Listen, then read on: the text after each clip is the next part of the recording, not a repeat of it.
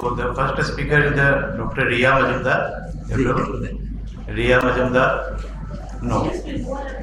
Good morning, everybody. So my poster is on indications, early outcomes, and evolving trends of pediatric keratoplasty, a 5-year study.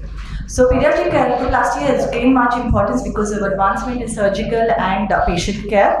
But there are certain challenges in the pediatric eye, such as the initial visual assessment, examination intraoperatively owing to the small size of the eyeball, decreased scleral rigidity and posterior vitreous pressure, and in the rehabilitative phase for visual rehabilitation, and these children need excellent social support system. So pre-existing glaucoma, any corneal vascularization and inflammation was a higher risk for rejection rate.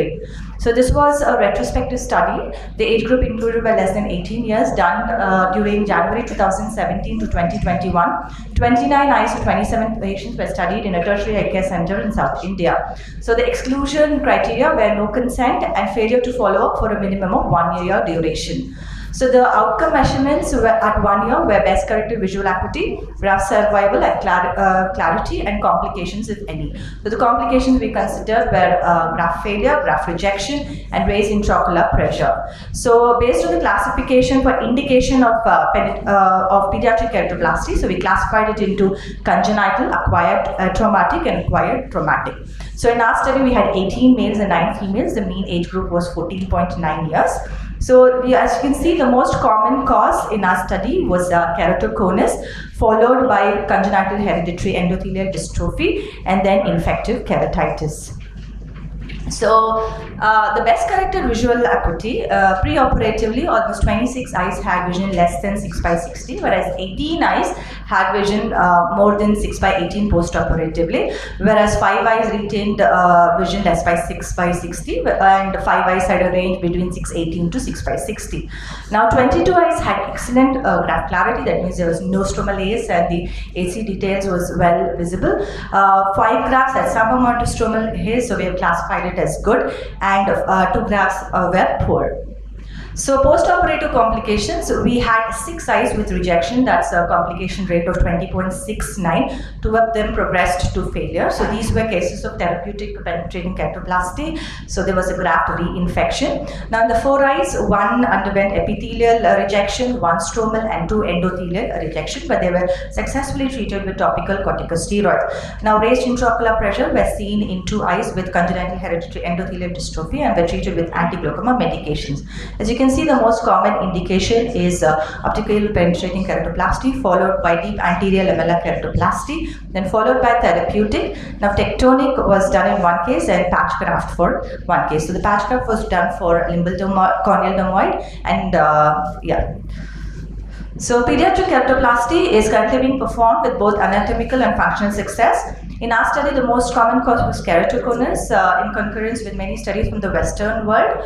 Now, penetrating keratoplasty has been performed, most performed pediatric keratoplasty, but the recent trends have changed more towards lamellar grafting. Now, lamellar grafting has a greater advantage of decreased risk of endothelial rejection and eventually graft failure. So the graft survival rate in our study at 1 year was 93.10%.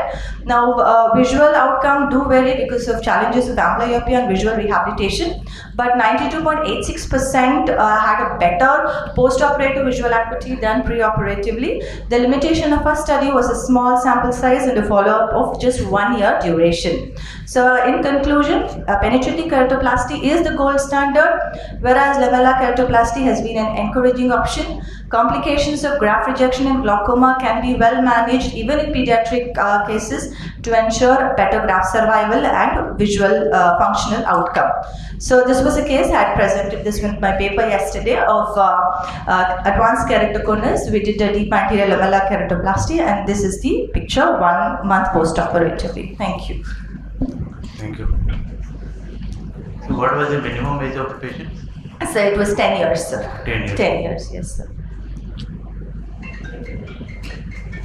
So what is the difference between the techniques and follow-up of the adult keratoplasty and pediatric keratoplasty? So pediatric keratoplasty follow-up is very important because these patients are more prone for graft rejection compared to adults. So it is important to keep them on close follow-up. So the first 3 months, so this many of our patients were from the suburban and rural. So transportation also was an issue for them to get to the hospital.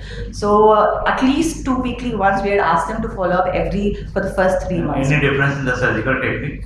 No difference in the surgical techniques, sir. Okay. Any suturing method? Suturing was interrupted sutures, sir. In both the methods, we used interrupted sutures. In DAL, we did do big bubble technique was attempted. If big bubble failed, then lamellar dissection. But for the one case with hydrox, we went ahead with lamellar dissection only, sir. Okay. Just one question. Did you not require parenteral steroids for endothelial rejection in these cases? No, sir. No, sir. We didn't, because it was managed with topical steroids, so we didn't go ahead with parenteral steroids. What about refraction? Refraction, I don't have it in this slide, but yeah, so according to it, 26 eyes had a good visual acuity 6/18. So when we counsel the patients, we do tell them you cannot expect vision as good as your other children or normal children, but it is definitely going to be better. Even if there is some stromal haze, it is better than an opacity and to give a child a better. Yes, ma'am, but I don't have the mean data in this presentation, ma'am. There was astigmatism, yes, ma'am.